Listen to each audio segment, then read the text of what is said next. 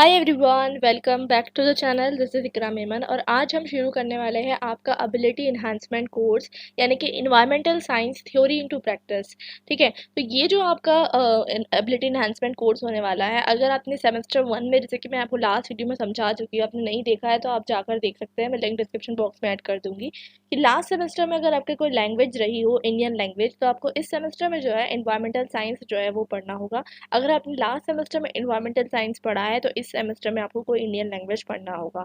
अगर आप Indian language पढ़ रहे हैं, उसमें अगर आप हिंदी चूज़ कर रहे हैं, बिकॉज मेजॉरिटी ऑफ इंडियंस की लैंग्वेज जो होती है मदर टंग हिंदी होती है। अगर आप हिंदी चूज़ कर रहे हैं, उसमें आपके पास 3 ऑप्शंस होते हैं, हिंदी ए, हिंदी बी और हिंदी सी। उसमें हिंदी बी के जो वीडियोस है वो मैं ऑलरेडी बना चुकी हूँ, तो हिंदी बी के वीडियोस भी आप चेकआउट कर सकते हैं। मैं लिंक डिस्क्रिप्शन बॉक्स में ऐड कर दूंगी। हिंदी बी उन स्टूडेंट्स के लिए होती है जिन्होंने 10th क्लास तक के जो है हिंदी पढ़ी है। तो अब शुरुआत करते हैं हम हमारे इन्वायरमेंटल साइंस सब्जेक्ट की। और ये बहुत छोटा सा सब्जेक्ट है, इसमें एक थ्योरी कंपोनेंट है, एक प्रैक्टिकल कंपोनेंट है। और सिर्फ जो है आपका 30 मार्क्स का इसमें जो है पेपर होता है, 2 क्रेडिट का आपका पेपर है। ज़्यादा टाइम इसमें हम नहीं देंगे क्योंकि हमें जो मेन डीएससीज होते हैं उसमें ज़्यादा टाइम देना होता है। तो इस पर्टिकुलर वीडियो में और कुछ ही वीडियोस में जो है मैं इसका सिलेबस जो है कंप्लीट करवा दूंगी आपको बहुत ईजी से वे में। तो शुरुआत करते हैं। तो फर्स्ट चैप्टर से इसकी शुरुआत करते हैं। फर्स्ट चैप्टर का नाम है कि इंट्रोडक्शन टू एनवायरमेंटल स्टडीज़। इसके अंदर कुछ सब टॉपिक्स दिए गए हैं, हम इसको डिस्कस करेंगे डिटेल में। तो शुरुआत करते हैं। देखिए, इन्वायरमेंटल स्टडीज़ है तो कोई रॉकेट साइंस तो है नहीं। बचपन से आपने जितना भी इन्वायरमेंट पढ़ा है, समझ लीजिए आप उसको एक कंपाइल्ड वर्जन में पढ़ने वाले हैं। बहुत इजी सा होने वाला है, कुछ डिफिकल्ट नहीं है। ठीक है, इन्वायरमेंट आपके लिए पढ़ना, आई होप। तो बहुत इजी सा कंपोनेंट है और आप इसे जो है आसानी से समझ पाएंगे, मैं उम्मीद करती हूँ। तो बहुत शॉर्ट में हम समझने की कोशिश करेंगे, मैं ज़्यादा डिटेल में नहीं जाऊँगी क्योंकि सारे कॉन्सेप्ट आपके ऑलरेडी जो है बहुत ज़्यादा क्लियर है। तो इन्वायरमेंट होता क्या है? देखिए, सबसे सबसे इम्पोर्टेंट चीज़ होती है इन्वायरमेंट क्या होता है। तो बहुत इजी सा शब्द है इन्वायरन। इन्वायरन शब्द से आया है इन्वायरमेंट।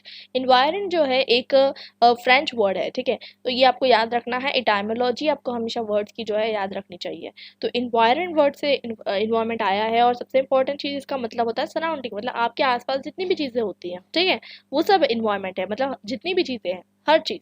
लेकिन सबसे इम्पोर्टेंट चीज़ ये नहीं कि आपके आसपास जो है चेयर कुर्सी टेबल पड़ा हुआ है तो वो भी इन्वायरमेंट हो गया। एबायोटिक चीज़ें भी इन्वायरमेंट होती है, लेकिन वो नेचर का पार्ट होना चाहिए। ठीक है, सबसे इम्पोर्टेंट चीज़ जैसे कि हवा, पानी, सनलाइट, ये सब नेचर का पार्ट है। तो ये सारी अबायोटिक कंपोनेंट्स जो है इन्वायरमेंट का पार्ट रहेगी, लेकिन आपके आसपास पड़ी हुई चेयर टेबल कुर्सी इन्वायरमेंट का पार्ट नहीं रहेगी। ठीक है, तो अब इन्वायरमेंट को अलग अलग तरीके से डिफाइन किया गया है, वो चीज़ को हम समझ लेते हैं। ठीक है, इन्वायरमेंट को इन्वायरमेंटल प्रोटेक्शन एक्ट के अंदर किस तरीके से डिफाइन किया गया है। इन्वायरमेंट के अंदर जो होती है वाटर, एयर, लैंड, ये जितनी भी चीज़ें होती है उसके आपस का जो रिलेशनशिप होता है, इसे जो है इन्वायरमेंट के रूप में जो है डिफाइन किया गया है। तो सिंपल सा एक जो हम डेफिनेशन देते हैं, कोई इतनी हार्ड बात नहीं है इसमें। हम सिंपल सी बात ये कहते हैं कि जितने भी बायोटिक और अबायोटिक कंपोनेंट्स है, आपको बहुत अच्छे से पता होगा बायोटिक यानी जो लिविंग कंपोनेंट्स होते हैं। ठीक है, प्लांट्स लिविंग है, एनिमल्स लिविंग है। तो जितने भी बायोटिक कंपोनेंट्स होते हैं, ठीक है, और जितने भी एबायोटिक कंपोनेंट्स होते हैं, in an environment, in a nature, एक इकोसिस्टम में, उस सब का जो इंटरेक्शन होता है उसी को हम क्या कहते हैं, इन्वायरमेंट कहते हैं। और हम इन्वायरमेंट के बारे में आपको क्यों हर बार पढ़ाया जा रहा है, क्यों इतना इंपॉर्टेंस दी जा रही है इन्वायरमेंट को, क्योंकि इन्वायरमेंट ही सबसे ज़्यादा इंपॉर्टेंट है। अगर आप सब चीज़ें पढ़ लेंगे, सब चीज़ें कर लेंगे, लेकिन आपके पास रहने के लिए जगह नहीं रहेगी, साफ़ पीने के लिए पानी नहीं रहेगा, हवा नहीं रहेगी, तो आप कैसे जिएंगे। तो इन्वायरमेंट सबसे ज़्यादा इंपॉर्टेंट है, क्योंकि हम जिस तरीके से आजकल जो है अनसस्टेनेबल कंजम्पशन कर रहे हैं रिसोर्सेज का, अगर इसी तरीके से चलता रहा तो ऐसा प्रिडिक्टेड है कि हमारा जो फ्रेश वाटर अवेलेबिलिटी है वो पूरी तरीके से ख़त्म हो जाएगी। ठीक है, और ये बहुत जल्दी होने वाला है अगर हमने इस तरीके से जो है, जिस तरीके से हम रिसोर्सेज का यूज़ कर रहे हैं उस तरीके से अगर हम करते रहे तो। सबसे इंपॉर्टेंट चीज़ इन्वायरमेंट ही है, लेकिन उसके बाद भी जो है हम उस पर ध्यान नहीं देते हैं।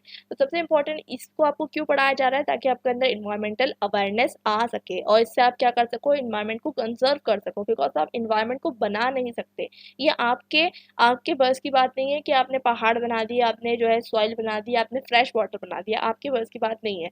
आप जो है सिर्फ इन्वायरमेंट को कंजर्व करने की कोशिश कर सकते हो, क्योंकि आपको आपसे बना नहीं सकते, सिर्फ और सिर्फ से आप कंजर्व कर सकते हो। ठीक है, तो अब हम पढ़ने वाले हैं कि इन्वायरमेंट के अंदर क्या क्या चीज़ें आती है।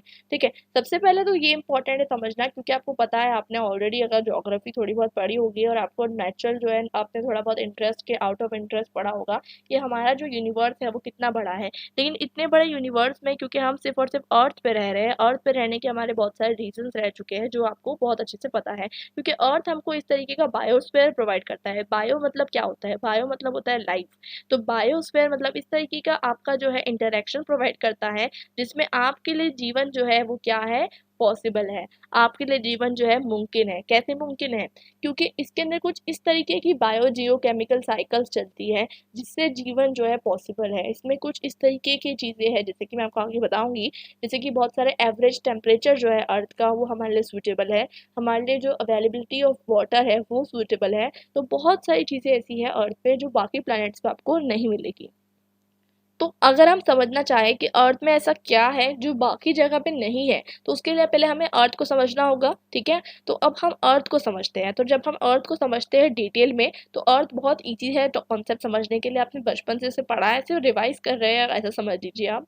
तो अर्थ को हम 3 पार्ट में डिवाइड करते हैं। पहले तो मैं आपको बताती हूँ लिथोस्फेयर। ठीक है, उसके बाद आपको पता है हाइड्रोस्फेयर। ठीक है, जिसको आप लिथोस, लिथोस मतलब एक ऐसे वर्ड से आता है, इसका मतलब होता है रॉक। ग्रीक वर्ड से आता है, इसका मतलब होता है रॉक, जो ठोस जमीन पे आप खड़े हो। ठीक है, वो लिथोस है। ठीक है, तो ये लिथोस है। और उसके बाद हम बात करते हैं लिक्विड। जो लिक्विड पार्ट होता है पूरे वर्ल्ड का, उसे हम कहते हैं हाइड्रोस्फेयर। ठीक है, और जो हमारा एक होता है गैसियस पार्ट, यानी जो हमारा एयर वाला पार्ट होता है, जिसे हम कहते हैं एटमॉस्फेयर। तो ये तीनों चीज़ का इंटरेक्शन है। ठीक है, तीनों चीज़ का क्या है, इंटरेक्शन है। कुछ इस तरीके से डायग्राम से आप समझ सकते हैं।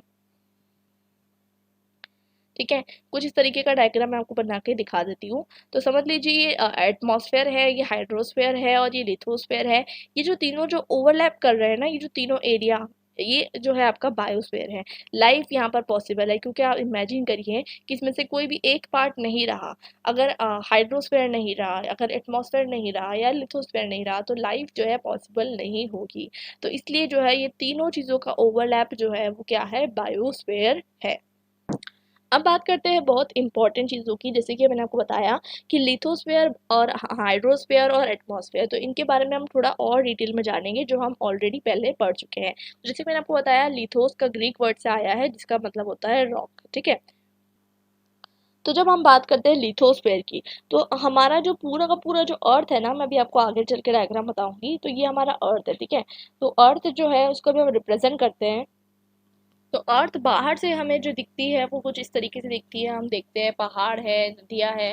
लेकिन इसके अलावा जो अंदर की अर्थ है वो कुछ इस तरीके से दिखती है, जो मैं आपको डायग्राम में दिखा रही हूँ। इसमें आप 3 पार्ट में हम इसको डिवाइड करते हैं। अल्दो एक मैं आपको बात बता दूं कि हम अभी तक के ये सिर्फ और सिर्फ एक थ्योरी है, क्योंकि अर्थ के अंदर क्या है कोई जान नहीं पाया है। बट कहने का मतलब ये है कि बहुत सारी थ्योरीज के कारण और बहुत सारी जो हमने रिसर्च की है उसके बेसिस पे हम ये कहते हैं कि क्रस्ट, मेंटल एंड कोर। ठीक है, 3 पार्ट्स में जो है अर्थ डिवाइडेड है, हम इस तरीके से कहते हैं। उसमें भी बहुत सारे डिफरेंट पार्ट्स होते हैं। ठीक है, upper crust, lower crust, outer core, inner core. ठीक है, तो ये सब हम डिटेल में पढ़ेंगे। अभी के लिए आपको इतना समझना है कि जिस एरिया पे हम रहते हैं, ठीक है, जिस एरिया पे हम रहते हैं और जहाँ पर जो है हम अक्सर क्या करते हैं, हम जहाँ तक पहुँच सकते हैं, ठीक है, जहाँ तक हमारी पहुँच है, जहाँ पर हम जो है अंडर माइंस प्रोजेक्ट करते हैं, ठीक है, वो सारा एरिया है लिथोस्फेयर। ठीक है, लिथोस्फेयर का वो जो है एरिया है। अब आपको यहाँ पर जो है एक डायग्राम दिख रहा है जहाँ पर आप समझ पा रहे हैं कि आपका जो सबसे आउटर मोस्ट लेयर है, ठीक है, इसको हम क्या कहते हैं, आउटर मोस्ट लेयर को हम क्या कह रहे हैं, इसे हम क्रस्ट कह रहे हैं। उसके बाद जो हमारा इनर वाला एरिया है उसको हम क्या कह रहे हैं, मेंटल कह रहे हैं। उसके बाद सबसे ज़्यादा इनर वाला जो एरिया है, जो कि लिक्विड है। क्यों लिक्विड है? Because of the what, because of the high temperature. तो वो जो है एरिया, इसको हम क्या कह रहे हैं, कोर कह रहे हैं। ठीक है, तो 3 एरियाज में जो है इसको डिवाइड किया है।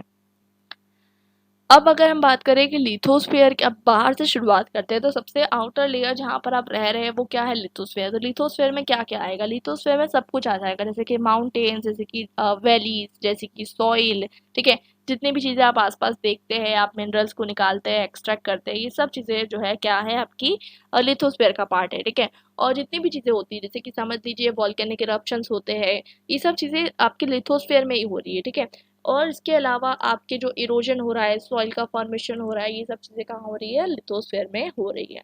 ठीक है, और यहाँ पर हम डिफरेंट तरीके के ग्रासलैंड्स देखते हैं, फॉरेस्ट देखते हैं, डेजर्ट्स देखते हैं, ये सब भी क्या है, लिथोस्फीयर। मतलब आप जो जो चीज़ें देख सकते हैं, जहाँ जहाँ तक आप पहुँच सकते हैं अंडर द सॉइल, वो सब पार्ट किसका है, लिथोस्फीयर का पार्ट है। उसके अंदर हम पहुँच नहीं पाए क्योंकि उसके अंदर पहुँचना हमारे लिए अभी तक के पॉसिबल नहीं है।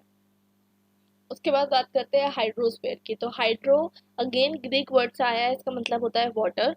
तो अब हम बात करते हैं हाइड्रोस्फीयर की। तो आपको पता है कि अर्थ में जितना हमारे पास जो है लैंड नहीं है, उससे कहीं ज़्यादा जो है हमारे पास क्या है, वाटर है। तो जब हम बात करते हैं वाटर की, तो वाटर क्योंकि हमारे पास ज़्यादा है, ठीक है, लेकिन उसके बावजूद हमारे पास जो फ्रेश वाटर की अवेलेबिलिटी है बहुत कम है। ये आप ऑलरेडी बचपन से पढ़ चुके हैं, ये आपको कोई न्यू फिनोमेना नहीं है। यहाँ पर एक डायग्राम दिया हुआ है।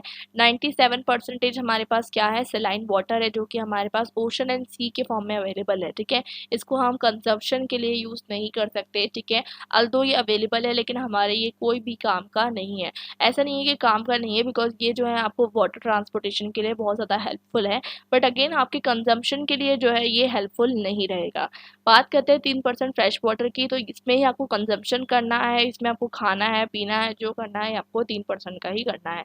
अब 3% के अंदर भी आप सोचिए 2% तो अभी ग्लेशियर्स में जमा हुआ है। ठीक है, तो ग्लेशियर्स में जमा हुआ है, आप इसको यूज़ नहीं कर सकते। क्या इसको पिघला के यूज़ करना है, नहीं करना है, क्योंकि अगर आप इसको पिघलाएंगे तो जो नेचुरल वाटर लेवल है ओशन और सी का, वो डिस्टर्ब हो जाएगा, और जो कोस्टल एरियाज रहेंगे ना, कोस्टल एरियाज, तो वो क्या हो गए, सबमर्ज हो जाएंगे। जैसे हमारा इंडिया का भी बहुत सारा जो पोर्शन है, आपको पता है, वो सबमर्ज हो चुका है। ठीक है, क्यों सबमर्ज हो चुका है, सदर्न पॉइंट हमारा, क्योंकि उसमें क्या होता है कि जब आपका सी वाटर जो है राइज होता है, उसके कारण जो है आपके जो कोस्टल पॉइंट्स हैं उसमें वाटर राइज होता है, और वो एरियाज जो है सबमर्ज हो जाते हैं।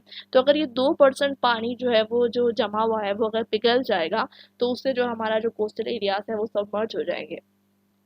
अब बात करते हैं 1% की। तो ये 1% जो हमारे पास वाटर है, दुनिया का सिर्फ 1% वाटर, सोचिए सिर्फ 1% फ्रेश वाटर है, जिसमें करोड़ों लोग, करोड़ों भी नहीं अरबों लोग पानी पी रहे हैं, हर तरीके से उसको यूज कर रहे हैं, सिर्फ 1% फ्रेश वाटर, समझ लीजिए। तो 1% फ्रेश वाटर जो होता है, इसमें भी अलग अलग जगह पे ही डिवाइडेड है। ये कुछ जो है ग्राउंड वाटर के रूप में है, कुछ रिवर्स के रूप में है, कुछ लेक्स के रूप में है। ठीक है, तो इसे और सिर्फ 1% जो है ग्राउंड वाटर है टोटल अवेलेबल वाटर के अंदर।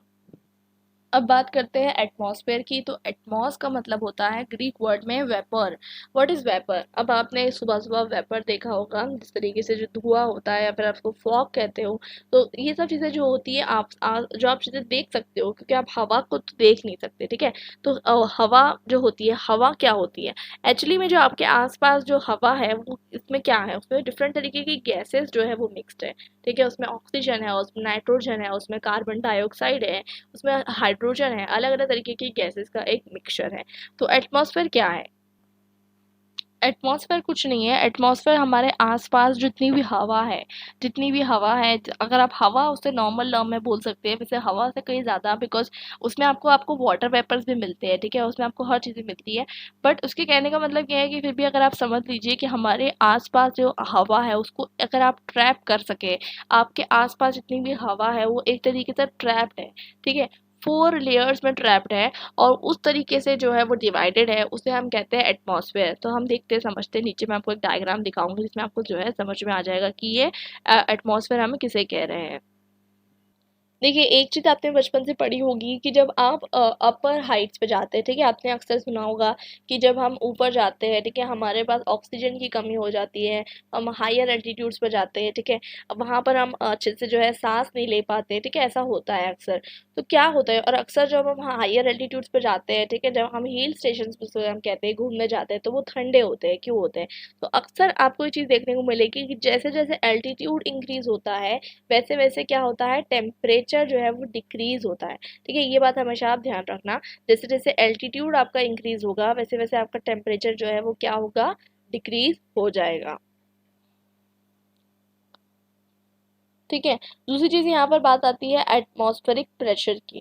ठीक है, एटमॉस्फेरिक प्रेशर की जब हम बात करते हैं, तो हम इसे किस तरीके से कैलकुलेट करते हैं, हम इसे मिली बार्स में कैलकुलेट करते हैं। तो अगेन इसमें एक इंपॉर्टेंट चीज़ आती है कि जैसे जैसे आपका टेम्परेचर जो है, जैसे कि आपने बताया प्रेशर की बात करी, तो आपको ये चीज़ पता होगी कि जैसे जैसे जो है आपका एल्टीट्यूड इंक्रीज होता है, ठीक है, आपका एल्टीट्यूड इंक्रीज हो रहा है, तो क्या होगा, आपका जो प्रेशर होता है वो जो है डिक्रीज होने लग जाता है। एट द हायर एल्टीट्यूड्स आपका जो प्रेशर कैसा होगा, लोअर होगा। ठीक है, यहाँ पर आपको डायग्राम के थ्रू जो है इजीली देख पा रहे होगे आप किस तरीके से जो है ये चीज़ एग्जिस्ट करती है। मेनली जो है हम इसे डिफरेंट लेयर्स में डिवाइड करते हैं, 4 लेयर्स में हम इसे डिवाइड करते हैं, आपको उसके नाम याद रखने हैं। ठीक है, जिस एरिया में हम रहते हैं, जो हमारी आसपास की हवा है, ठीक है, वो जो है हमें ट्रोपोस्फेयर। ठीक है, जब ट्रोपोस्फेयर खत्म होता है तो ये हमारा माउंट एवरेस्ट तक की जो हाइट है, ठीक है, समझ लीजिए ये जो है हमारा ट्रोपोस्फेयर है। ठीक है, अब ये ट्रोपोस्फेयर जहाँ खत्म होता है और ट्रोपोपाउस शुरू हो जाता है। ठीक है, क्या हो जाता है, ट्रोपोपाउस जो है वो आपका शुरू हो जाता है। देखिए एक बात आपको ध्यान रखनी है, ये आप देख सकते हैं टेम्परेचर का यहाँ पर एक रेंज है। ठीक है, टेम्परेचर आपका आपका क्या है, रेंज है। यहाँ पर आपको देखने को मिल रहा है कि जब आप ट्रोपोस्फियर पे है तो आपका टेम्परेचर जो है क्या है, आपका टेम्परेचर जो है 10 डिग्री 20 डिग्री के बीच में बताया जा रहा है, मतलब एक ऑन एन एवरेज बताया जा रहा है। ठीक है, ये एक कांस्टेंट फिगर नहीं है। अब यहाँ पर जैसे जैसे आप ट्रोपोपॉज तक पहुंचते हैं, ठीक है, इंटरेस्टिंगली आपको चीज़ देखने को मिलेगी। ठीक है, तो जैसे जैसे आपने हिल स्टेशन पर जाते हो तो आपको टेम्परेचर कैसा मिलेगा, ठंडा मिलेगा। ऐसा तो नहीं है कि आप अगर लैंड पे रह रहे हो और हिल्स पे जाओगे तो टेम्परेचर गर्म हो जाएगा, ऐसा नहीं होता है। बट इंटरेस्टिंगली जहाँ पर आपको ट्रोपोपॉज मिल जाता है, मतलब जब एटमॉस्फेयर की जो है लेयर चेंज हो रही है, एक लेयर से दूसरी लेयर में हम जा रहे हैं, वहाँ पर ट्रोपोपॉज हमको देखने को मिलता है। ऐसा कुछ एटमॉस्फेयर में एक्सिस्ट नहीं करता है कि मतलब आपने गए तो वहाँ पर आपको लेयर दिख रही है कि चलो अब दूसरी लेयर शुरू हो रही है। ऐसा हमने डिवाइड किया है, क्यों डिवाइड किया है वो मैं आपको बताऊंगी। तो सबसे पहले यहाँ पर ट्रोपोपॉज आपको देखने को मिलता है। तो जो ट्रोपोस्फेयर से ट्रोपोपॉज के बीच में क्या होगा कि जैसे जैसे एल्टीट्यूड इंक्रीज होगा वैसे वैसे टेम्परेचर क्या होगा, डिक्रीज होगा। ये थोड़ा सा दिमाग में रखना, कंफ्यूज मत होना। मतलब अगर आपसे कोई पूछे तो क्या आप बताओगे कि टेम्परेचर जो रहेगा वो क्या रहेगा, इनडायरेक्टली प्रोपोर्शनल रहेगा to the what, indirectly proportional रहेगा टू द एल्टीट्यूड, कहाँ तक के, ट्रोपोपॉज तक के। उसके बाद क्या होता है, उसके बाद जो है स्ट्रेटोस्फेयर शुरू होता है। अब जो स्ट्रेटोस्फेयर शुरू होता है इसके अंदर क्या हो रहा है, इसके अंदर आप फिनोमेना देखिए। इसके अंदर ये हो रहा है कि जो टेम्परेचर कम था, ये -50 डिग्री का बताया जा रहा है। ठीक है, तो -50 डिग्री का जो टेम्परेचर है या इन दोनों के बीच में जो है, ये धीरे धीरे क्या हो रहा है, बढ़ रहा है। यहाँ पर आप देख सकते हैं स्केल दी हुई है। तो यहाँ पर टेम्परेचर बढ़ रहा है स्ट्रेटोपाउस तक, स्ट्रेटोपाउस तक आपका जो टेम्परेचर है वो इंक्रीज होगा। ऐसा क्यों हो रहा है, ठीक है, इसका भी एक रीजन मैं आपको समझाऊंगी। तो स्ट्रेटोस्फेयर के अंदर आप देखेंगे कि जैसे जैसे एल्टीट्यूड इंक्रीज होगा वैसे वैसे टेम्परेचर भी इंक्रीज होगा। इसे हम कहते हैं कि टेम्परेचर जो है वो क्या है, डायरेक्टली प्रोपोर्शनल है to the altitude in stratosphere. अब मीजोस्फीयर में क्या हो रहा है, तो मीजोस्फीयर में अगेन सेम फिनोमेना हो रहा है जैसा ट्रोपोस्फेयर में हो रहा था। अब मीजोस्फीयर में फिर से ये हो रहा है कि आप देखने को मिलता है आपको ये जो टेम्परेचर है, जो कि टेम्परेचर जो है जो पहुंच चुका था एक हाई रेंज पे, अब वो कम हो रहा है। मतलब जैसे जैसे एल्टीट्यूड इंक्रीज होगा टेम्परेचर जो है वो डिक्रीज हो जाएगा। ठीक है, I hope you are getting me. यहाँ पर आपको एक स्केल दी हुई है, उसके अकॉर्डिंग हम टेम्परेचर को देख रहे हैं। तो यहाँ पर फिर वापस जो है टेम्परेचर इनडायरेक्टली प्रोपोर्शनल हो जाएगा। फिर अगेन थर्मोस्फेयर, थर्मोस्फेयर में फिर अगेन सेम फिनोमेना है जैसे कि आपको स्ट्रेटोस्फेयर में देखने को मिलता है। यहाँ पर आपको देखने को मिलेगा कि जैसे जैसे एल्टीट्यूड इंक्रीज होगा वैसे वैसे क्या इंक्रीज होगा, आपका टेम्परेचर इंक्रीज हो जाएगा। तो ये सिंपल सा डायग्राम है, बहुत इजी सा है, कुछ हार्ड नहीं है इसमें। ठीक है, तो आप देख सकते हैं किस तरीके से जो है टेम्परेचर जो है इंक्रीज हो रहा है। अब आप देख सकते हैं कि यहाँ पर जो है एल्टीट्यूड भी आपको यहाँ पर मेंशन किया हुआ है। तो तकरीबन तकरीबन सिर्फ और सिर्फ जो है 10 किलोमीटर तक के, ज़्यादा हम हमको जो है ग्राउंड पे 10 किलोमीटर कितना कम लगता है। ठीक है, बट आप जब बात कर रहे हैं 10 किलोमीटर के अंदर आपका जो है ट्रोपोस्फेयर खत्म हो जाता है। ठीक है, मतलब आप जहाँ बैठे हैं, जहाँ भी आप बैठे हैं सी लेवल से हम काउंट करते हैं, तब उससे 10 किलोमीटर ऊपर आप जाएंगे आसमान के ऊपर, आसमान की तरफ, तो 10 किलोमीटर में आपका ट्रोपोस्फेयर खत्म हो जाएगा। ठीक है, तो ये 10 किलोमीटर है और यहाँ पर आपका जो है ट्रोपोपाउस आ जाएगा। एग्जैक्टली 10 नहीं, 10.2 समथिंग पे आपको ट्रोपोपाउस यहाँ पर देखने को मिलता है। ठीक है, अब यहाँ पर ट्रोपोपाउस खत्म होता है, फिर शुरू होता है स्ट्रेटोस्फेयर। अब देखिए जैसे मैंने आपको बताया ना कि टेम्परेचर या तो बढ़ रहा है या तो कम हो रहा है विद द एल्टीट्यूड के अंदर जब चेंज आता है। तो ये जो टेम्परेचर बढ़ता है या कम होता है with the change of rate of temperature, इसे हम लैप्स रेट कहते हैं। ठीक है, लैप्स रेट। अब हमने किस बेसिस पे डिवाइड किया है हमारे लेयर्स को, पॉजिटिव लैप्स रेट पे और नेगेटिव लैप्स रेट पे। पॉजिटिव लैप्स रेट तब होता है जब जो है आपका टेम्परेचर जो है वो बढ़ रहा हो with the increase in what with increase in altitude, ठीक है।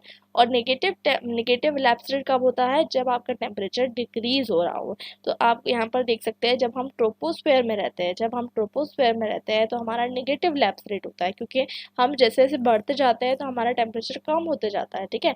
और जब हम ट्रोपोस्फेयर से स्ट्रेटोस्फेयर में मूव करते हैं तो हमारा पॉजिटिव लैप्स रेट होता है, हमारा टेम्परेचर कैसा होता है, इंक्रीज हो जाता है। अब ये हमारा क्लियर हो गया कॉन्सेप्ट।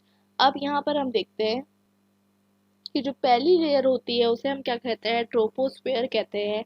ये हमारे आसपास की सबसे ज़्यादा इंपॉर्टेंट लेयर है, इसमें सबसे ज़्यादा आपको जो है गैस देखने को मिलेगी, ठीक है। यहाँ पर जो है आपको देखने को मिलता है, इसका एल्टीट्यूड डिफर करता है, मतलब ये समझिए, मैं आपको एक चीज़ समझाती हूँ, ध्यान से देखिएगा डायग्राम।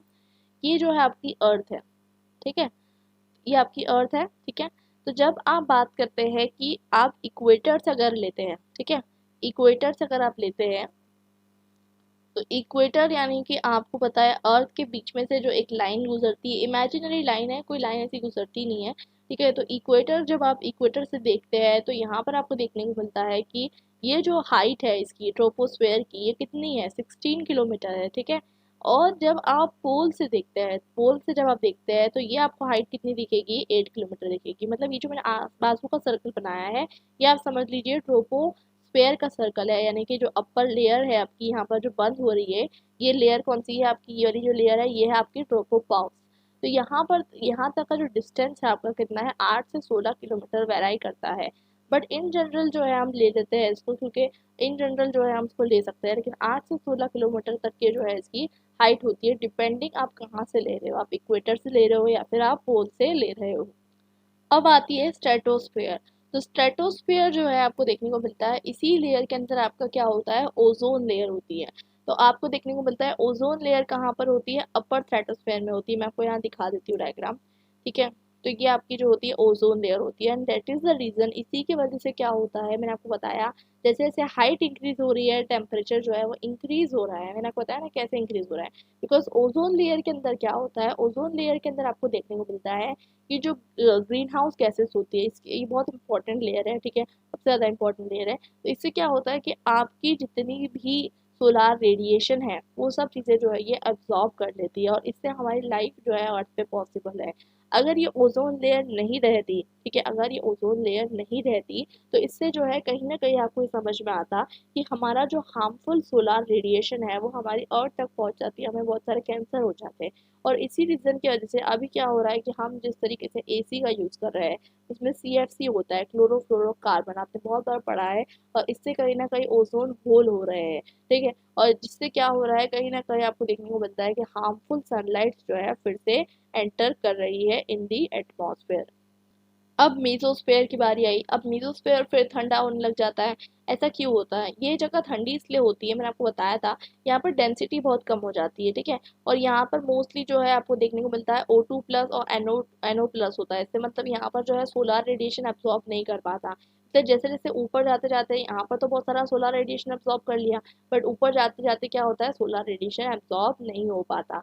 इसके कारण क्या हो जाता है, जब सोलार रेडिएशन आप एब्जॉर्ब नहीं कर पा रहे हो तो डेफिनेटली क्या होगा, यहाँ से लेके यहाँ तक के जैसे जैसे आप जैसे जैसे ऊपर बढ़ोगे तो आपका टेम्परेचर जो है वो डिक्रीज हो जाएगा, यानी कि नेगेटिव लैप्स रेट जो है वो हो जाएगा।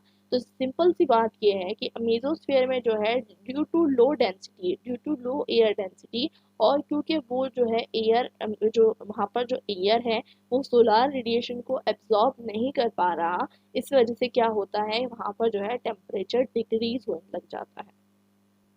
अब थर्मोस्फेयर, यहाँ पर हम पहुंचते हैं मीजोपाउस तक के, ठीक है।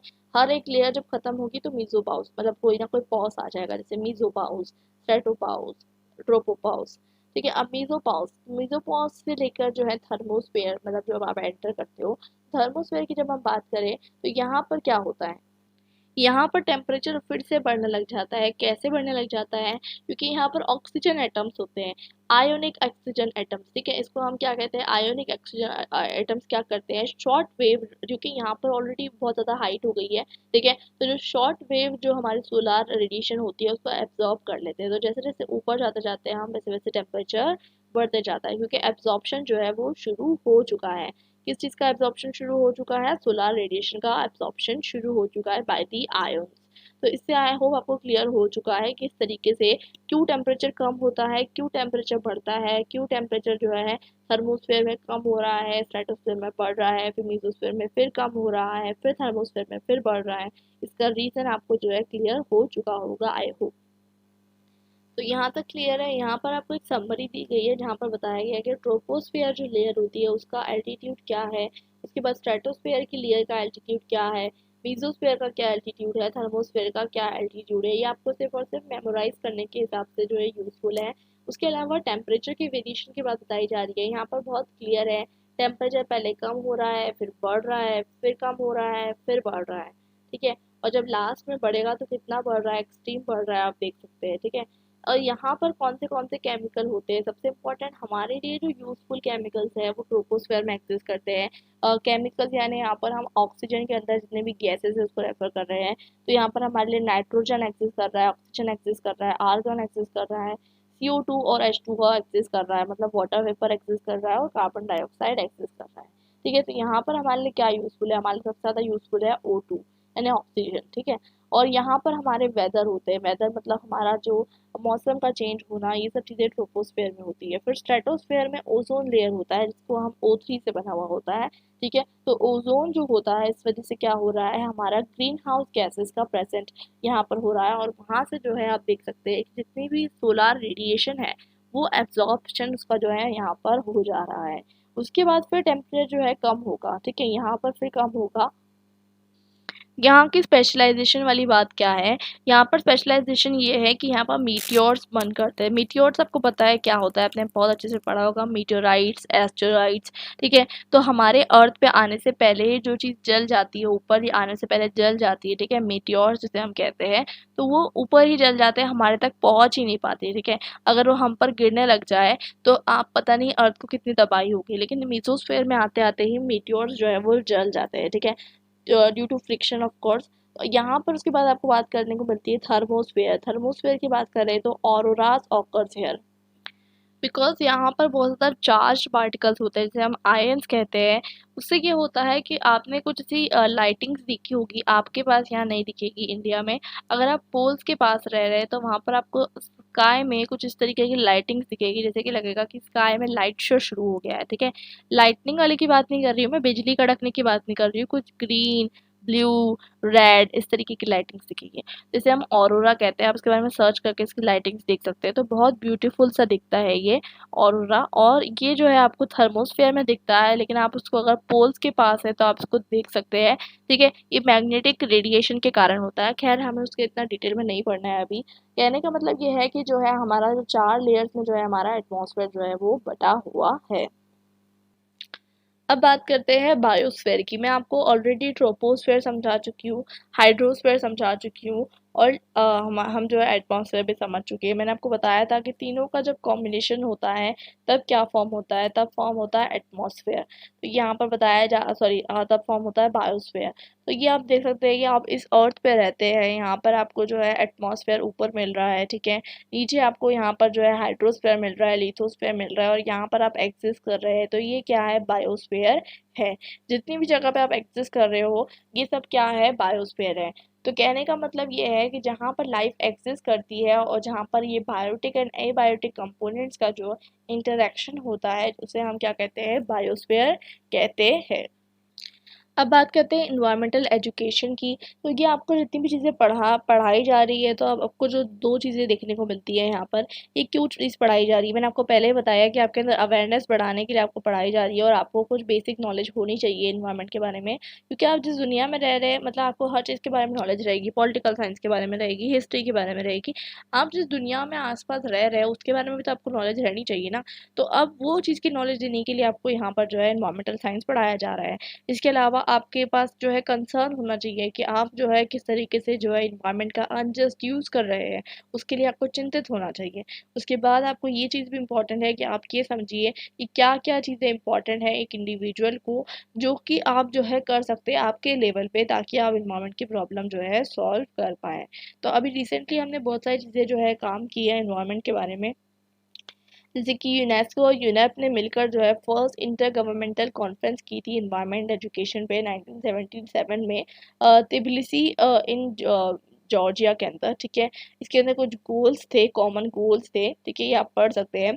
मेनली क्या होता है, इन्वायरमेंटल एजुकेशन आपको क्यों दी जाती है। इन्वायरमेंटल एजुकेशन इसलिए दी जाती है ताकि पहले मैंने आपको बताया अवेयरनेस आपके अंदर रहे, आपकी नॉलेज बढ़े, ठीक है, आपका एटीट्यूड जो है वो ऐसा हो कि आप कंसर्न हो जाए, आपके पास कुछ स्किल्स हो जाए जिससे आप इन्वायरमेंट प्रॉब्लम सॉल्व कर पाए, और साथ साथ आप इन्वायरमेंट प्रॉब्लम सॉल्व करने के लिए पार्टिसिपेट करिए। जैसे कि आपको बताया जाता है कि आप कुछ जो है घर पे ही रिनोवेटिव काम कीजिए। रिनोवेटिव यानी कि आप घर पे कुछ इस तरीके का सिस्टम बनाइए जिससे घर पे आपका जो है प्रॉपरली हर चीज़ का जो है वेस्ट का डिकम्पोजिशन हो सके। इस तरीके की चीज़ें आप घर पे कर सकते हैं, लेकिन आप करते नहीं हैं। अब इंडिया के अंदर जो है अभी इन्वायरमेंटल एजुकेशन के अंदर इम्पोर्टेंस बढ़ाने के लिए अब इन्वायरमेंट के अंदर बहुत सारे रिसर्च फील्ड बन चुकी है। मतलब अगर आप साइंस स्टूडेंट है, अगर आप वीडियो देख रहे हैं, आपको फ्यूचर में अगर आप ज्योग्राफी ऑनर स्टूडेंट है या कोई भी स्टूडेंट है, वहाँ पर जाकर आप फ्यूचर में जो आपके लिए बहुत स्कोप है, आप इन्वायरमेंटल साइंस में रिसर्च कर सकते हैं, ठीक है। बहुत सारी चीज़ें हैं, इतना बड़ा इन्वायरमेंट है हमारा, उसमें आप रिसर्च कर सकते हैं। और पोस्ट ग्रेजुएट लेवल पे भी बहुत सारी जो है यूनिवर्सिटीज़ ने जो है इंट्रोड्यूस किया है इन्वायरमेंटल एजुकेशन बहुत सारी सेंट्रल एंड स्टेट यूनिवर्सिटी के अंदर। और 1991 में जो आपको पढ़ना पड़ रहा है, क्यों पढ़ना पड़ रहा है, सुप्रीम कोर्ट ने ऑर्डर दिया था जिसमें सबको इन्वायरमेंटल एजुकेशन पढ़ाना है, इन्वायरमेंटल स्टडीज जो है कंपलसरी पेपर रहेगा, इसलिए आप जो है इसमें पढ़ रहे हो, ये एबिलिटी इन्हांसमेंट कंपलसरी कोर्स यानी एबिलिटी इन्हांसमेंट कोर्स जो है आप इसलिए पढ़ रहे हो। अब इन्वायरमेंटल स्टडीज़ और इन्वायरमेंटल साइंस अक्सर इसको हम इंटरचेंजेबली यूज़ करते हैं, बट इसमें थोड़ा सा डिफरेंस है। जब हम बात करते हैं इन्वायरमेंटल स्टडी की, तो स्टडी मतलब हर चीज़, उसमें हर चीज़ आएगी, उसमें सोशल, कल्चरल, पॉलिटिकल हर चीज़ आएगी, ठीक है। ये आपकी इन्वायरमेंटल स्टडीज़ है, ठीक है। और अभी इन्वायरमेंटल साइंस मतलब ये थोड़ा सा साइंटिफिक फील्ड हो गई, ठीक है। यहाँ पर आप देखोगे थोड़ा साइंटिफिक चीज़ ज़्यादातर पढ़ोगे आप, जैसे कि आपने आजकल जो है इंजीनियर्स आप बन रहे हो, ठीक है, तो आप क्या सोलार इलेक्ट्रिकल इंजीनियर बन रहे हो, ठीक है, जहाँ पर सोलार एनर्जी के ऊपर काम करते हो, अलग अलग इंजीनियर्स बन रहे हो। तो स्पेशली जो चीज़ साइंस के अकॉर्डिंग अगर आप देखोगे तो उस चीज़ में आपको साइंटिफिक एस्पेक्ट्स के साथ डील करना है, जहाँ पर जो है इन्वायरमेंटल साइंस को आप यूज़ करोगे। लेकिन इन्वायरमेंट एक ऐसा फील्ड है जिसको आप साइंस में भी पढ़ सकते हो, सोशल साइंस में भी पढ़ सकते हो, ठीक है। सिंपल भाषा में बताऊँ तो इन्वायरमेंटल साइंस मतलब अगर आप साइंस की फील्ड में पढ़ रहे हो तो इन्वायरमेंटल साइंस हो जाएगा, अगर आप सोशल साइंस की फील्ड में पढ़ रहे हो तो इन्वायरमेंटल स्टडीज हो जाएगा, ठीक है। और ये होता भी मल्टी डायमेंशनल है, मल्टी डिसिप्लिनरी। कैसे, मैं आपको बताती हूँ। मल्टी डिसिप्लिनरी ऐसे है कि हर तरीके से आप देख सकते हैं कि जब हम कोई भी चीज़ को इन्वायरमेंट में पढ़ते हैं तो वो हर चीज़ से ओवरलैप करती है। मतलब आपने बचपन से इन्वायरमेंट क्यों पढ़ा है, चाहे आप कोई भी फील्ड के हो, ठीक है, अभी भी आप सारे डिफरेंट फील्ड के स्टूडेंट्स हो, लेकिन आप ये वीडियो देख रहे हो, ये क्यों पढ़ रहे हो, बिकॉज आपको जो है इन्वायरमेंट जो है पढ़ना है, आपके लिए इम्पॉर्टेंट है। कैसे इंपॉर्टेंट है, चाहे आप जूलॉजी या बॉटनी के स्टूडेंट हो, तो आपको आसपास का एनवायरनमेंट समझना ज़रूरी है ताकि आप डाइवर्सिटी को समझ सकें। आप जियोलॉजी ज्योग्राफी के स्टूडेंट हो तो डेफिनेटली आपको अर्थ साइंसेस में सारी चीज़ें पढ़नी है। अगर आप केमिकल साइंसेस के स्टूडेंट्स हो तो आपको रिएक्शन जो है आप कहाँ पर टेक प्लेस करोगे, उसके लिए प्रॉपर कंडीशंस आपको बनानी है, वो भी इंपॉर्टेंट है। अगर आप एंथ्रोपोलॉजी, हिस्ट्री, आर्कियोलॉजी के स्टूडेंट हो, ठीक है, तो भी आपके लिए इंपॉर्टेंट है। इनफैक्ट मैं आपको बताने वाली हूँ कि यूपीएससी के अंदर जो है आपको इन्वायरमेंट के रिलेटेड बहुत सारे क्वेश्चंस आते हैं, प्रीलिम्स में भी आते हैं और मेंस में भी आते हैं। तो ये वीडियोस को आप ध्यान से देखिए, अगर आप यूपीएससी एस्पिरेंट है तो भी आपको जो इन्वायरमेंट जो है हेल्प करने वाला है। उसके बाद हम बात करते हैं सोशल साइंसेज की, तो डेफिनेटली हेल्प करने वाला है, बिकॉज जब हम डैम की कंस्ट्रक्शन की बात करते हैं, हम जब आप कलेक्टर बन रहे हो, अगर आपको IAS ऑफिसर बनना है, आपको ये तो मालूम होना चाहिए ना कि क्या चीज़ें ऐसी है जो हेल्दी है, जिससे आप हेल्दी चीज़ें क्रिएट कर सकते हो। फॉर एग्जांपल, आप अपने डिस्ट्रिक्ट के अंदर कुछ ऐसी चीज़ें अडॉप्ट करोगे जो कि एनवायरनमेंट फ्रेंडली हो, ये तभी कर पाओगे जब आपको पता हो, ठीक है। लॉ और लीगल एस्पेक्ट्स की बात करें तो जब हम समझते हैं कि बहुत सारी चीज़ें ऐसी होती है कि हमें जो है इन्वायरमेंट प्रोटेक्शन लॉ आने लग गए हैं। जब आप लॉ भी पढ़ रहे हैं, अगर आप लॉ स्टूडेंट भी है तो भी आपके लिए इन्वायरमेंट इंपॉर्टेंट है, बिकॉज जब तक आपको पता नहीं रहेंगे कि इन्वायरमेंट से रिलेटेड क्या क्या लॉस है, तब तक आप किस तरीके से उस पर काम कर पाओगे। यहाँ तक कि मैथमेटिक्स में, कोडिंग में, कंप्यूटर में, सब जगह इन्वायरमेंट इम्पोर्टेंट है, बिकॉज हमें बहुत सारी चीज़ें जो है जब हम देखते हैं, जब हम आसपास के अर्थक्वेक को कैलकुलेट करते हैं, हम साइंसेस में जैसे कि हम मैथमेटिक्स का बहुत ज़्यादा यूज़ होता है इन्वायरमेंट में भी। तो ये एक मल्टी डिसिप्लिनरी सब्जेक्ट है, ठीक है। यहाँ पर मैंने आपको दिखा दिया, ठीक है, ये एक डायग्राम है जिसको आप बना सकते हो एग्जाम में। अब इसका स्कोप क्या है, अगर आप इसको पढ़ना चाहो तो आप इंडिया में भी और अब्रॉड में भी आप इसको पढ़ सकते हो, ठीक है। आप एकेडमिक्स में भी पढ़ सकते हो, एकेडमिक्स में पढ़ सकते हो मतलब ये कि आप अगर आप प्रोफेसर बनना चाहो तो आप इन्वायरमेंट के प्रोफेसर बन सकते हो, ठीक है। आपको अगर इसमें इंटरेस्ट है, आप अगर इन्वायरमेंट को जो है चेंज करना चाहते हो, इन्वायरमेंट को कहीं ना कहीं आपको बहुत इन्वायरमेंटलिस्ट हो, आपको चाहते हो कि मैं कुछ करूँ इन्वायरमेंट के लिए, तो आप जो एकेडमिक्स में इसमें जो है कर सकते हो। उसके बाद आप रिसर्च एंड डेवलपमेंट R&D पे काम कर सकते हो, ठीक है। आप बहुत सारे जैसे कि मैं आपको बताऊँ तो अब बहुत सारे प्रोजेक्ट्स ऐसे होते हैं जिस पे आप काम कर सकते हो, गवर्नमेंट भी प्रोजेक्ट्स निकालती है, ठीक है। जहाँ पर आपको जो है समझ लीजिए आपको एक जगह पे कुछ बिल्ड करना है, ठीक है। आपको एक ऐसा स्मार्ट हाउस का जो आजकल कॉन्सेप्ट चल रहा है, स्मार्ट होम्स का जो कॉन्सेप्ट चल रहा है, स्मार्ट रोड्स का जो कॉन्सेप्ट चल रहा है, तो ये सब R&D के कारण तो हो रहा है। तो आपको अगर इस फील्ड में रिसर्च करनी है तो भी बहुत स्कोप है। इंडस्ट्री की बात करें तो इंडस्ट्रीज में भी इसमें बहुत ज़्यादा जो है स्कोप है, और इंडस्ट्रीज जो है बहुत सारे इंजीनियर्स को जो है इस चीज़ में जो है आजकल रिक्रूट कर रही है जो कि इन्वायरमेंटलिस्ट हो।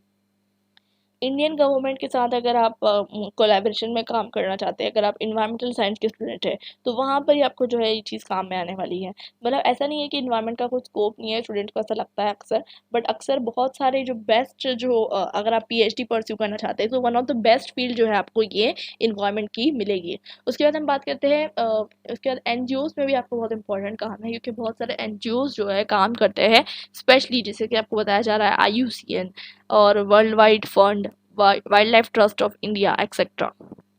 ये सब किसके लिए काम करते हैं, ये सब इन्वायरमेंट के लिए काम करते हैं। तो ये सब चीज़ें आपके लिए बहुत ज़्यादा जो है इम्पोर्टेंट हो जाती हैं। इनफैक्ट जर्नलिज्म भी अगर आपको करना है, कुछ आप देखे होंगे कि जर्नलिस्ट होते हैं स्पेशली वो इन्वायरमेंटलिस्ट होते हैं, उन्हें सिर्फ और सिर्फ इन्वायरमेंट के बारे में इंफॉर्मेशन फैलाना अच्छा लगता है, तो वो भी चीज़ आप कर सकते हो जो कि एक न्यू फील्ड है। उसके बाद अब बात करते हैं इन्वायरमेंटल लेजिस्लेशन। तो ऑफकोर्स ही बात है कि आप जो है अगर चाहते हैं कि कुछ इन्वायरमेंट के बारे में लॉज बने, तो आप वहाँ पर भी जो है अपने फील्ड में काम कर सकते हैं। तो इन्वायरमेंटल स्टडीज एक ऐसी बहुत ज़्यादा जो है डेवलप हो रही है लास्ट 50 ईयर से, और इसलिए आपको पढ़ना है, और इसको अगर आप तो फ्यूचर में भी जो है टेकअप करना चाहते हो तो आप इसको टेकअप कर सकते हो। अब हम इसके आगे पढ़ते हैं। जैसे कि गांधी जी ने कहा था कि अर्थ के अंदर मतलब पर इतनी जो चीज़ें तो है कि हर इंसान की नीड्स पूरी हो जाए, लेकिन किसी की ग्रीड नहीं पूरी होगी, क्योंकि ग्रीड क्या होती है, नेवर एंडिंग होती है। क्योंकि और अर्थ में रिसोर्सेज क्या है, फाइनाइट है, इनफाइनाइट तो नहीं है। तो इसलिए किसी की ग्रीड नहीं पूरी हो सकती, लेकिन हाँ सबकी नीड ज़रूर पूरी हो सकती है। और बहुत सारे इंपॉर्टेंट काम किए गए इन्वायरमेंट में, तो आप सबसे इम्पोर्टेंट चीज़ सबसे इम्पोर्टेंट यहाँ पर आप पढ़ सकते हैं कि सबसे पहले तो कंसर्न किसने जाहिर किया। सबसे पहले क्या होता है ना, धीरे धीरे हम बुक पब्लिश करते हैं, कोई इंसान किसी चीज़ के बारे में बात करता है, फिर 2-3 लोग इंस्पायर होते हैं, इस तरीके से कोई न्यू मूवमेंट शुरू होता है, ठीक है। तो साइलेंट स्प्रिंग एक बुक थी जो कि राइकल कार्सन ने लिखी थी 1962 में। उन्होंने बताया था कि किस तरीके से जो फर्टिलाइजर्स और पेस्टिसाइड्स का यूएस में यूज़ हो रहा है, उस पर किस तरीके का इम्पैक्ट हो रहा है इन्वायरमेंट पे, ये चीज़ उन्होंने बताई थी। फिर 1970 में limit to growth club of Rome के द्वारा पब्लिश की गई थी, और इसमें बहुत ज़्यादा ग्लोबल अटेंशन लोगों का जो है अट्रैक्ट किया। उसके बाद रामसर कन्वेंशन जो है 2 फरवरी को साइन हुआ। इसमें वेटलैंड्स, आपको रामसर साइट्स बहुत इंपॉर्टेंट होते हैं जब आप UPSC प्रिपरेशन कर रहे हैं, ठीक है। तो कुछ वेटलैंड्स होते हैं, उसको आपको जो है कहीं ना कहीं जो है कंजर्व करना है, उससे रिगार्डिंग जो है आपको यहाँ पर जो है इम्पोर्टेंस आपकी इसकी बहुत ज़्यादा है। उसके बाद हम बात करते हैं वर्ल्ड वेटलैंड डे, भी इसमें इसलिए सेलिब्रेट किया जाता है 2 फरवरी को हर साल। और United nation conference on human environment ने सबसे पहले जो है उन्होंने जो एक कॉन्फ्रेंस ऑर्गेनाइज की थी ह्यूमन एनवायरनमेंट के बारे में, सबसे पहले 5 जून से लेकर 16 जून तक के, ठीक है। और यहाँ पर जो है इंडिया ने भी अपना व्यू प्रेजेंट किया था। तो इसलिए अलग अलग तरीके के, अच्छा वर्ल्ड एनवायरनमेंट डे बहुत इंपॉर्टेंट होता है जो आपको याद रखना है कॉम्पिटेटिव एग्जाम्स के परस्पेक्टिव से। 5 जून को जो है ये सेलिब्रेट किया जाता है। उसके अलावा इंडिया ने जो है प्रोजेक्ट टाइगर शुरू किया था 1973 में।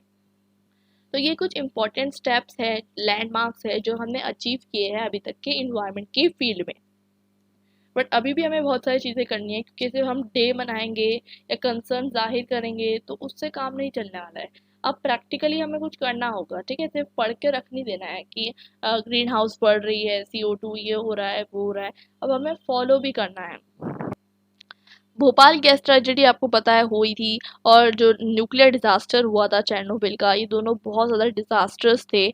और उसके बाद कुछ ऐसी चीज़ें साइन हुई जैसे कि हम कहेंगे वेना कन्वेंशन 1985 में और मॉन्ट्रियल प्रोटोकॉल साइन हुए थे, जिससे हम जो है ओजोन को डिप्लीट जो जिससे ओजोन जो है डिप्लीट होता है, जो CFC कार्बन होते हैं उसको डिक्रीज करने के लिए जो है काम करना इसमें शुरू किया गया था। और आपको सस्टेनेबल डेवलपमेंट के बारे में तो पता ही है कि जो सबसे पहले जो एक इंटर गवर्नमेंटल पैनल बैठा था, ठीक है, ब्रुंटलैंड कमीशन रिपोर्ट आई थी 1987 के अंदर। उसके बाद जो है सस्टेनेबल डेवलपमेंट के जो है गोल्स जो है वो क्या किए गए थे, अडॉप्ट किए गए थे। तो आपको ये तो पता होगा कि एजेंडा 21 जो है रियो दे जनेरियो में 1992 में अडॉप्ट किया गया था, ठीक है। और यहाँ पर आपको देखने को मिलता है, मैं आपको बता दूँ एक सबसे इम्पोर्टेंट चीज़, कुछ सस्टेनेबल डेवलपमेंट गोल्स होते हैं। यहाँ पर मैं आपको शॉर्टकट में बताती हूँ।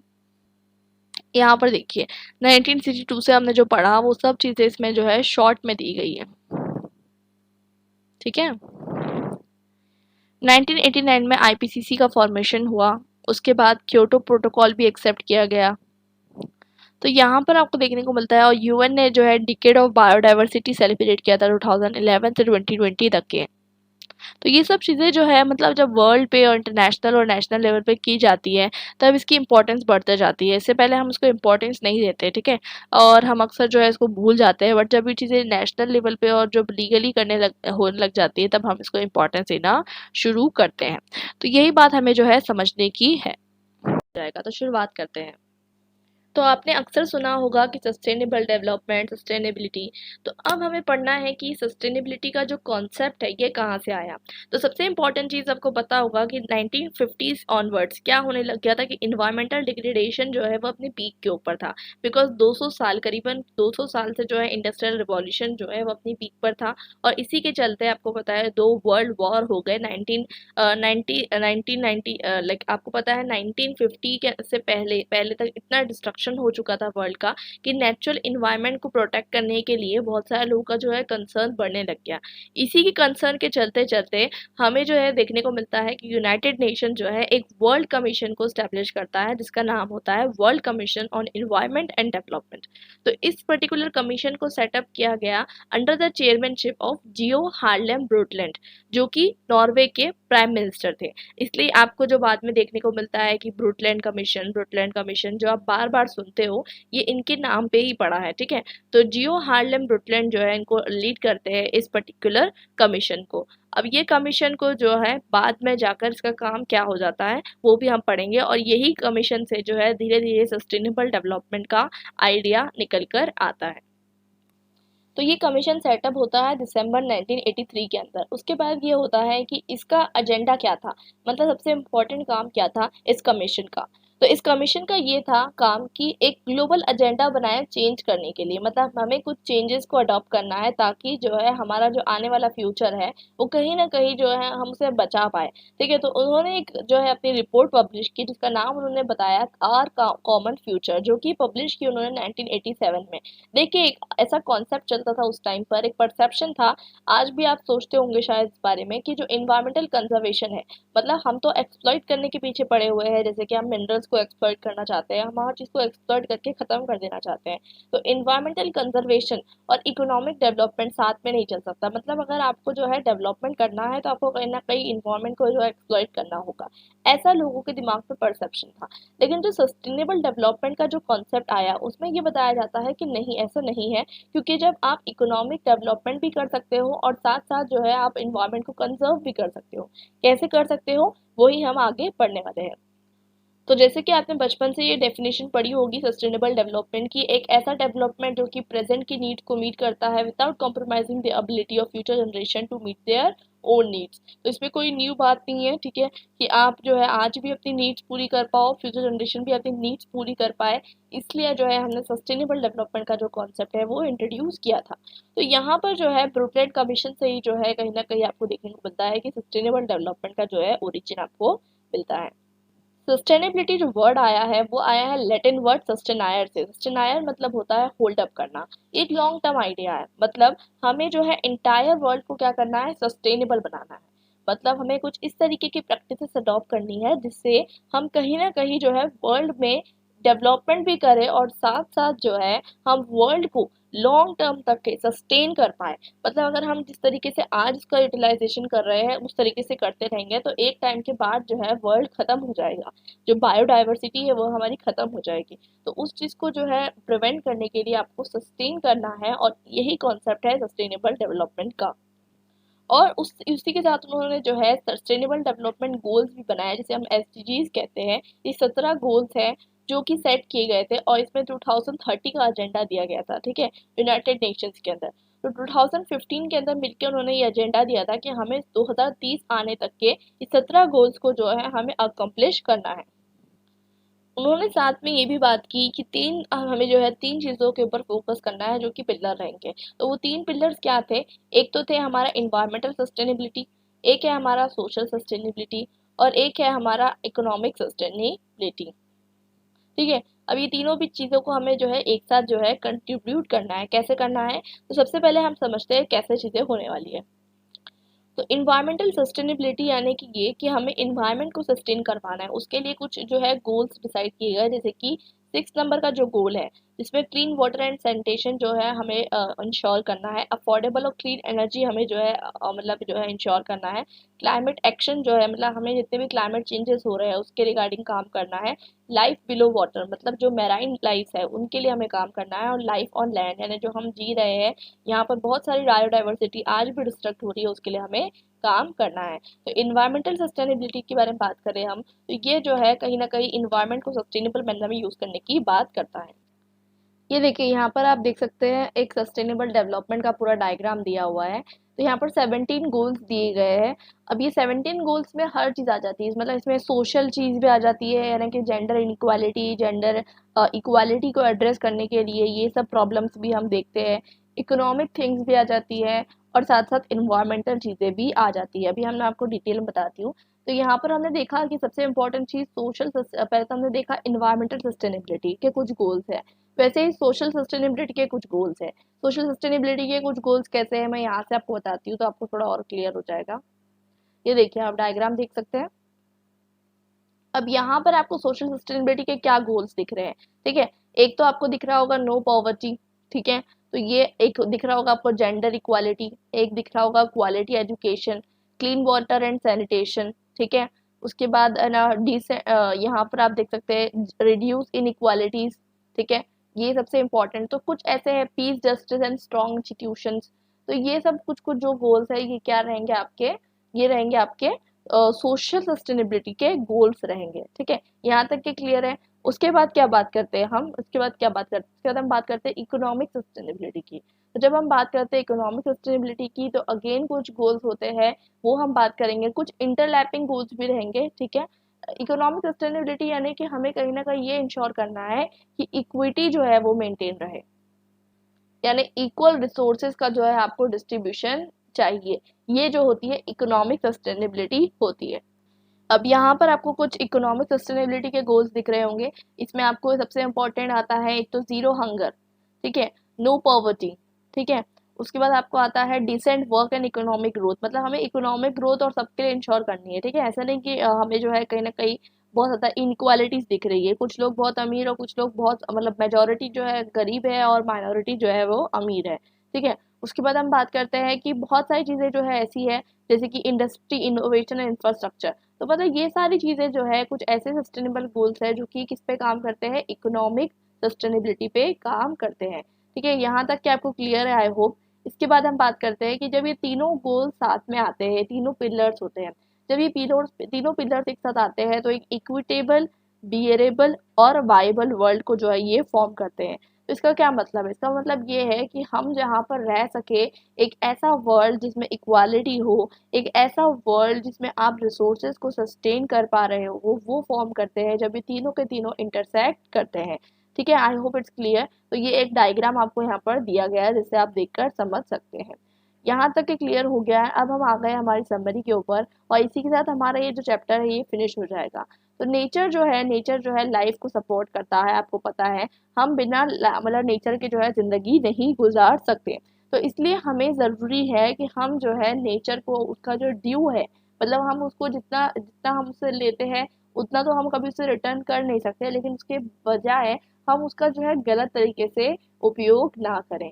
तो यही आपका जो है चैप्टर का क्रक्स था, और यही जो है आपको कंप्लीट चैप्टर की जो है आपकी समरी थी। आई होप आपको ये जो है क्लियर हो चुकी हो, और आप जो है बहुत अच्छे से सारी चीज़ें समझ चुके हो। कोई डाउट हो तो मुझे कमेंट सेक्शन में करके बताना। इसके नोट्स आपको मिल जाएंगे ऑन माई टेलीग्राम चैनल, उसकी लिंक आपको मिल जाएगी मेरे डिस्क्रिप्शन बॉक्स में। तो हम मिलते हैं हमारे नेक्स्ट वीडियो में एक नए चैप्टर के साथ। Till then bye and happy learning.